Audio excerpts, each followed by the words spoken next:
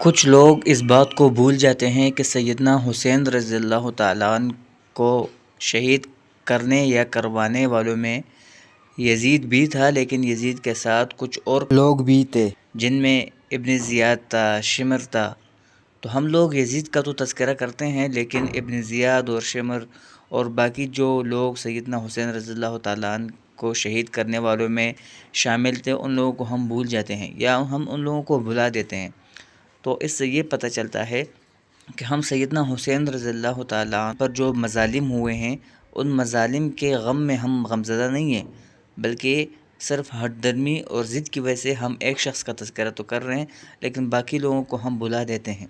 تو جب بھی سیدنا حسین رضی اللہ تعالیٰ عنہ کے قتل کرنے اور ان کو شہید کرنے والوں کا تذکرہ کرنا ہو تو ابن زیاد کا بھی تذکرہ کر لیا کرے، اور شمر کا بھی تذکرہ کر لیا کرے، اور یزید کا بھی تذکرہ کر لیا کرے۔ اور اس کے علاوہ وہ تمام لوگ جنہوں نے سیدنا حسین رضی اللہ تعالیٰ عنہ کو براہ راست قتل کیا یا قتل کروایا یا ان کے قتل میں شامل تھے یا ان کے قتل پر خوش تھے، ان سب لوگوں کا تذکرہ کر لیا کرو۔